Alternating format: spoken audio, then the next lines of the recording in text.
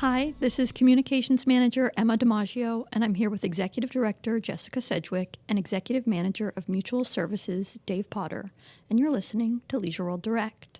Today's topic is records requests. We'll start with going over the reason that leisure worlders are entitled to request records and what some of those records are. I think we should actually start with a disclaimer that you should probably not listen to this podcast while you're driving because the topic is so scintillating and engrossing, it may distract you and may cause an accident. Everyone get out their pens. All right, sorry, what was the actual question? Why are leisure worlders entitled to request records, and what sort of stuff can they request? So any member of a common interest development is entitled to request certain records that are kept by the common interest development for which they are a member. This was a sequence of laws that were established. I think it was back in 2006, but I may have the exact date wrong. But the legislature basically created this process or these specific rights because you had common interest developments in the state of California that were taking the approach of you don't get to see anything. Oh, you want to see something like the actual balance sheet for the corporation. We're not going to show you the balance sheet. You want to see the violations that are particular to your unit that you have received. No, we're not going to show those things to you. So they created a mechanism so that if you are a member of a common interest development, you have rights to access certain records. Now, all that said, the records request section of Davis-Sterling, it's not necessarily an information conduit, meaning there are lots of things that are still not subject to a member right of review. So when these record requests are submitted, it's important to remember that there are specific ones that are allowed and mandated under the law.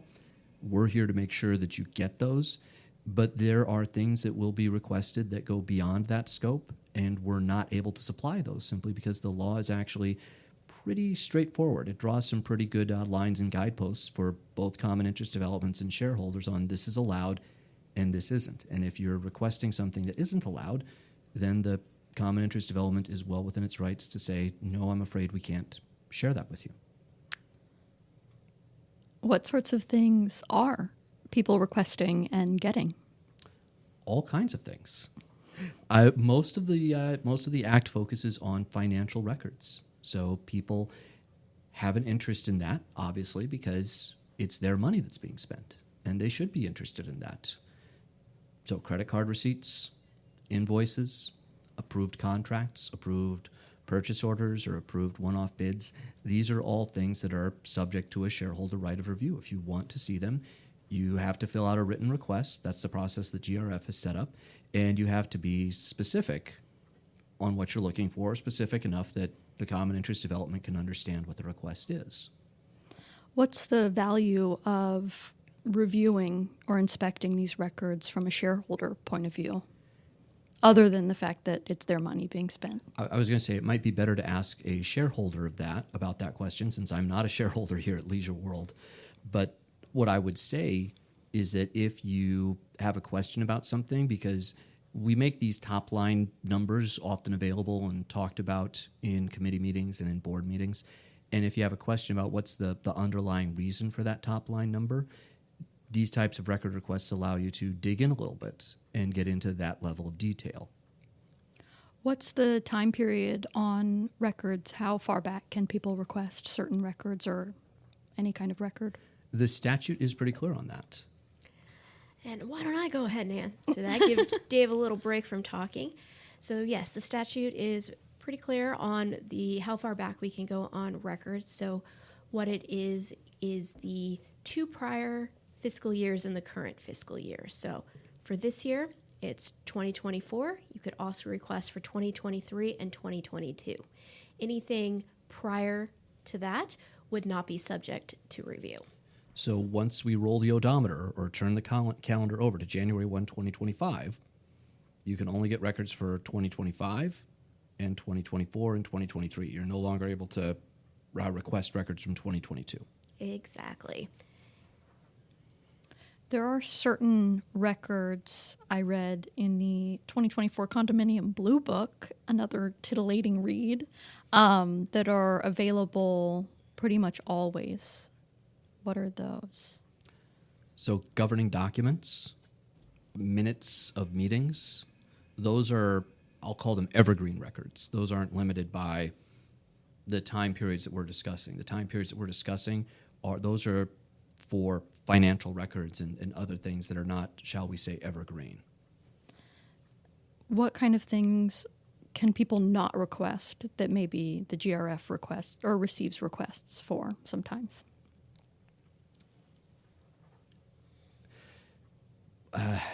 So there are requests sometimes for, well, what was the reason for this expense? So what I would say is that this is a records request act, so you get to see the record. The record doesn't necessarily include what the reason or thinking was. Sometimes people say, well, I want to know who specifically charged that on a foundation credit card. That's not something that's subject to a shareholder right of review. The card is also in the name of the Golden Rain Foundation. It's not necessarily in the name of individual employees. Those of us that have the responsibility of having a card issued to us, we're making charges on behalf of the foundation. It's not an individual charge made by John Smith or, Jane Smith. It's a GRF charge at the end of the day. Yeah, so stuff like that, as well as sometimes we'll get questions about personnel records. Anything related to personnel is not subject to a disclosure. So that is, someone asks for someone's salary information, someone's personal information. That is not something that we can give out. That is protected. It's my understanding that some records will come partially redacted. What kind of information will be redacted from records if people see big black rectangles going through, XYZ? Generally speaking, the code mandates that the foundation redact things that could lead to identity theft or any type of other theft or a crime or malfeasance. So, for example, if a shareholder wanted to see the bank statements for the foundation, that's something that they're entitled to see. However, it's also mandated in the law that the actual bank account number be redacted. And the purpose of redacting that is so that the bank account number for the Golden Rain Foundation isn't out there just floating around where anybody could get it and perhaps try to do something that would result in a loss of foundation funds. Can you tell me what the process looks like from, receiving the request form or how people get the request form to the point where the request is filled on the staff side? Absolutely. So there are two ways to go about this. One is they can get a paper copy of the form, which they can always come to the administration building and to the first floor reception to grab a copy, and they can fill it out and turn it in. We also offer an online form that can be accessed through the resident portal on the GRF side. So either way, it's the same exact form, either online or handwritten. They're going to fill out the form, be specific as possible on the record that is there. On the online form, we have a drop down of the records that are subject to review. And you'll put that in, put some identifying information, time, date of the record that you're looking for. If you're asking for minutes, put if it's a board meeting or if it's a committee meeting, that will help as well. So once you have completed the form, you turn it in either in person or online. Once it's received in the office, depending on the type of records request that they're asking for, there's some differing deadlines on when we have to provide that record for. If we're talking about current fiscal year records, specifically kind of financials, we do have about a 10-day window in order to provide those documents. Older fiscal records, so from the prior 2 fiscal years, we have a little bit longer time. We have about 30 days to get that, as well as like minutes, we have about 30 days. If you request a membership list, there's a specific time frame, and that one, I cannot remember that one off the top of my head, but it's a shorter time frame than 30 days as well. So within that time frame, the staff here is going to be working on gathering that information. We're going to be taking a look and seeing if there is any need for redaction. If there is need for redaction, we will let the requester know that we do need to redact. We anticipate it's going to take a certain amount of time to redact, and at that point there would be a charge for the redaction of those records. If they have requested the form to be, or the records to be given to them in hard copy, there will also be a charge for the hard copy of the form. If they'd like it digital, typically there is no charge for us to email over copies of the records.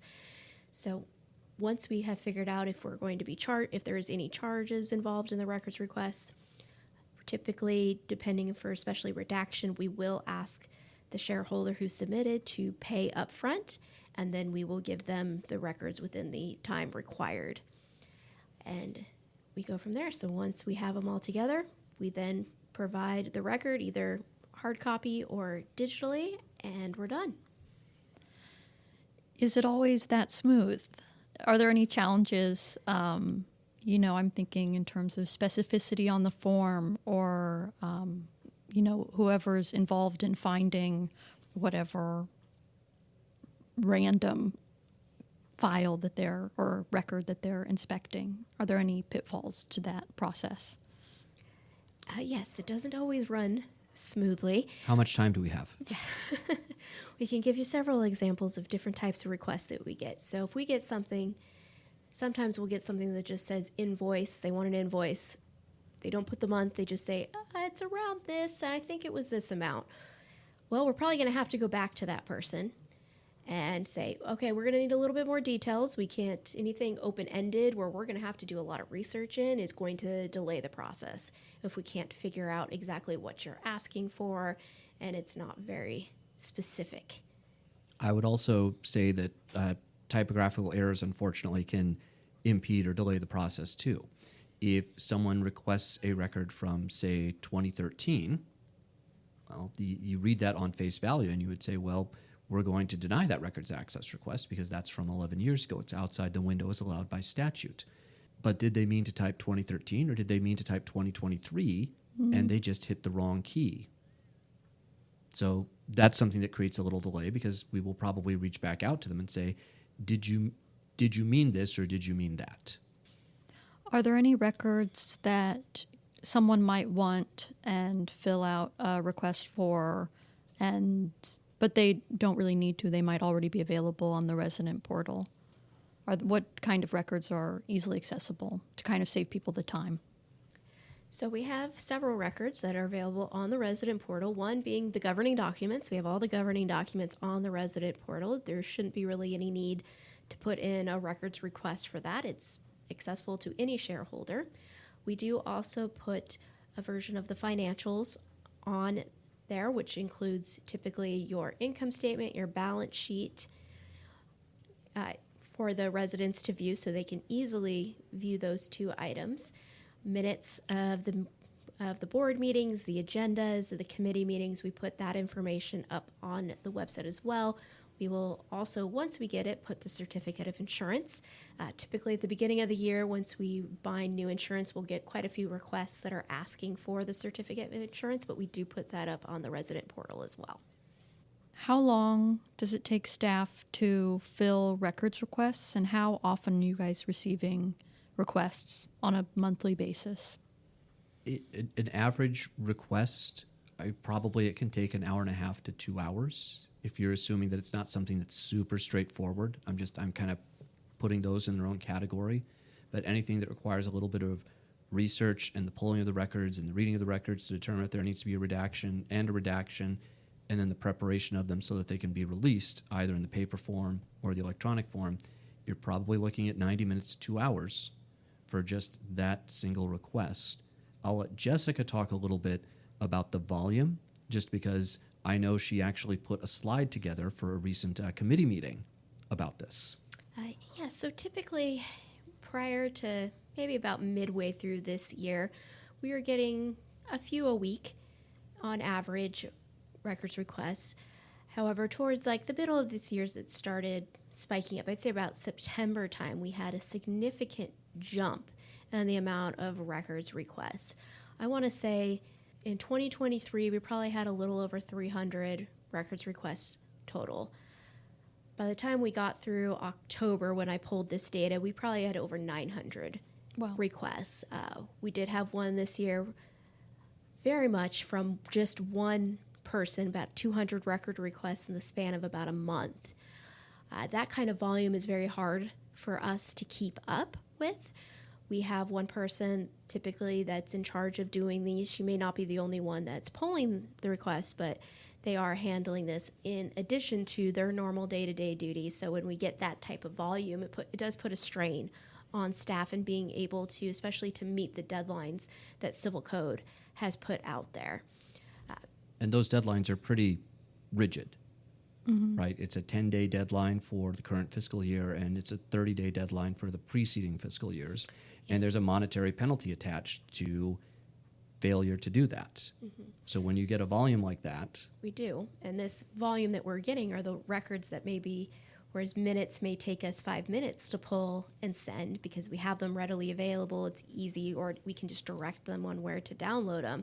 If we're getting requests for credit card receipts, for instance, a credit card receipt can take us 2 hours to pull, especially if we're not given detailed information on exactly what that request is, and we have to kind of do a little bit of searching. So if you think about 200 record requests coming in, all that are going to take about 2 hours each, and you think about the course of the day, and then some of these may be a 10-day and some of these may be a 30-day, we're still not even going to get the 30-day when we get 200 requests. So it puts a little bit of strain on the staff. And it's not that we don't want to provide these things. It's just realistically looking at the time, it can be tough, which means typically we have to go back to that person and say, hey, look, we understand you want all these. We're going to do our best to get to them. However, we're going to need you to work with us on this time frame because there's just no way that feasibly we can meet this, unless we were to pull several people away from the other jobs that they're doing just to respond to these record requests when we have other duties to get done. and I want to say that the shareholders that we have reached out to ask for that accommodation from, everybody's been understanding about that, and everybody has worked with us, and we greatly appreciate that. This is unfortunately not the type of work where you can grab somebody and throw them in and have them do it. Many of these records, the people who have access to those records, it's fairly limited. So there's a small pool of people that can do it. So I just wanted to acknowledge, though, that the shareholders have been understanding. Everybody has been working with us. Yes, I know absolutely. even just earlier this week, I reached out to somebody to indicate that, okay, we have this, here's the time frame, but please keep in mind as we're recording this right now, we're coming up on Christmas and New Year's. There's going to be people in and out of the office very regularly in office closures. We may not hit the date exactly. And they were very understanding about that, and I appreciated that. Do you two have any tips for inquisitive residents who may be pulling those forms and wanting to request records? Any advice for filling out those documents or anything that they should know? I would just say take a look at the drop downs, especially on the online form that gives you exactly what you can request. Make sure you're putting the date of the record that you're looking for and being specific about what you want. Try to be as specific as possible. If you're looking for an incident report, a known date, I think it was around here, that's going to be difficult. And make sure if we're talking incident reports, it needs to be your incident report. You can't get anybody else's. But being very specific really helps drive us so we don't have to try to guess or go back and forth to see exactly what you want. And please don't also use the form to try to ask for anything that's not on the list that you're subject to, because then we do have to come back and say, unfortunately, this is not a record that's subject to review. And a couple of times when we have to do that, becomes a little bit of back and forth on it, then explaining why it's not, why we can't do it. It's why we put together the online form, so it gives you that list of everything that is subject to a review. I was actually just going to say that if you are requesting credit cards or information on credit cards, in some ways it's actually easier to just request a date range of credit card statements as opposed to saying, hey, I want to see the credit card receipts for any time, I'm making this up right now, anytime somebody purchased donuts. Because that is a specific request, and that's something we can honor, but that also involves now having staff members look through all the credit card receipts and finding any credit card month where there was a charge that may have involved purchasing donuts. Now, if you wanted to say, hey, I just want to see the credit card receipts for July through December of this year, 2024, that's a much more straightforward request and is less time consuming for staff to be able to fulfill. I will say, though, that is still time consuming to pull that amount of credit card receipts, and would be a struggle to meet a deadline as well with that one. And I'll go one step further. Since Dave mentioned credit cards, it's actually almost better if you're interested in the credit cards and what's charged, because the credit card statement can be very confusing on what exactly the charge is, just based on the name. It's not very descriptive. It's not intuitive to figure out exactly what it is. And it could just be the name of a company, and you won't know. We had this come up in the past. Someone pulled it and saw there was a charge for Bird Rock. It's not descriptive of what exactly that is. And so they went out and looked, and what they found was a coffee roaster in San Diego. However, that is not the Bird Rock that we actually purchased from. What we purchased from was a technology company, and we purchased like server equipment from. And so really kind of almost better than a credit card statement would be to request the general ledger, because everything that goes on that credit card statement flows onto the general ledger, and that's where you get more of a description on what the item is and what general ledger number it's on and what budget line it hits. It actually gives you a better information. So while you have a right to certain records and everything, some records are better than others depending on what it is you're trying to get out of the information. All right. Well, you've been listening to Leisure World Direct.